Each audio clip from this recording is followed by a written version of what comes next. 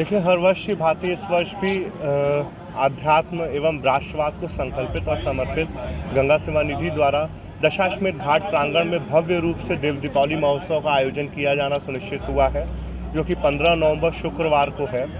जिस क्रम में जो अमर जवान ज्योति की प्रतिकृति बनाई जाएगी, वहाँ पे जो हमारे सेना के भारतीय थल सेना, जल सेना, वायु सेना, CISF, RPF, NDRF, पुलिस के वरिष्ठ अधिकारियों द्वारा रीत चढ़ा करके शहीदों को समर्पित करके श्रद्धांजलि दे करके कार्यक्रम की शुरुआत होगी।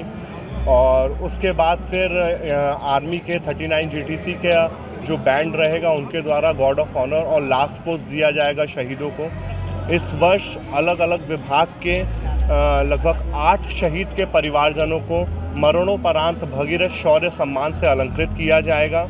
और पूरे देव दीपावली की ये जो काशी के जो अर्धचंद्र आकार में जो ये जो घाट हैं, इन 84 घाटों पे जो है ये पर्व को बड़े ही हर्षोल्लास के साथ सजा करके मनाया जाता है, जो कि स्थानीय लोगों के और जिला प्रशासन के सहयोग से ये पूरा कार्यक्रम जो है वो संपन्न कराया जाता है।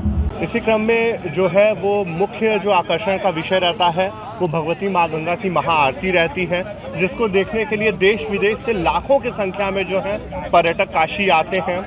और इस वर्ष 21 ब्राह्मणों द्वारा व 42 देव कन्याओं द्वारा भगवती माँ गंगा का वैदिक रीति से, जो अतिथिगण रहेंगे उनके द्वारा भगवती माँ गंगा का वैदिक रीति से पूजन होगा। और उसके बाद भगवती माँ गंगा की पारंपरिक भव्य महाआरती होगी। और उसके पश्चात सांस्कृतिक कार्यक्रम का भी आयोजन संस्था द्वारा जो है वो किया गया। किस थीम पे कार्यक्रम है? इस वर्ष हम लोग जो है शौर्य की रजत जयंती का जो है उसका हम लोग मना रहे हैं। और इस वर्ष जो पूरा जो आपका लाइट का और जो पूरा फ्लावर का जो सजावट रहेगी, वो पूरा तिरंगा जो है अपना राष्ट्रभक्ति के थीम पे रहेगा।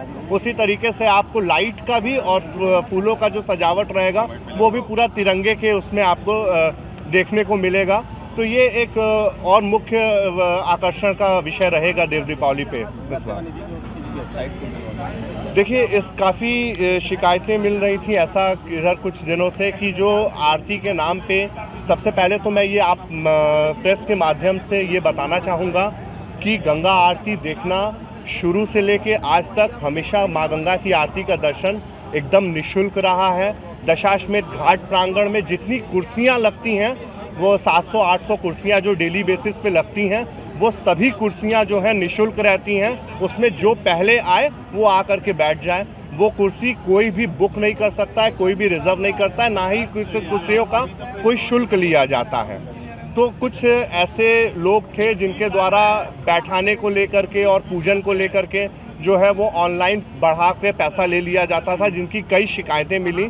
तो उसको देखते हुए गंगा सेवा निधि द्वारा भी इस वर्ष अपना वेबसाइट का जो है वो हम लोग लॉन्च कर रहे हैं, उसका शुभारंभ कर रहे हैं, ताकि देश विदेश से जो भी दर्शनार्थी हैं उन लोग भगवती माँ गंगा का आरती का संकल्प पूजन हो, चाहे भगवती माँ गंगा के आरती का दर्शन हो, वो लोग अपने घर बैठे ही वहाँ से भगवती माँ गंगा के आरती का दर्शन कर सकते हैं। सुरक्षा के दृष्टिगत क्या तैयारी है? सुरक्षा के दृष्टिगत जो है इस बार स्वयं सेवकों की जो, क्योंकि जो दर्शनार्थियों की संख्या है वो ऐसा उम्मीद किया जा रहा है कि इस वर्ष जो है वो, हालांकि हर वर्ष ही लाखों की संख्या में जो दर्शनार्थी रहते हैं वो रहेंगे, उन लोगों को किसी प्रकार की कोई दिक्कत ना हो, इसलिए गंगा सेवा निधि द्वारा और जिला प्रशासन के साथ बैठक करके भी जो यहाँ पे व्यवस्था है उसको भी, उस पर भी मीटिंग हो चुकी है।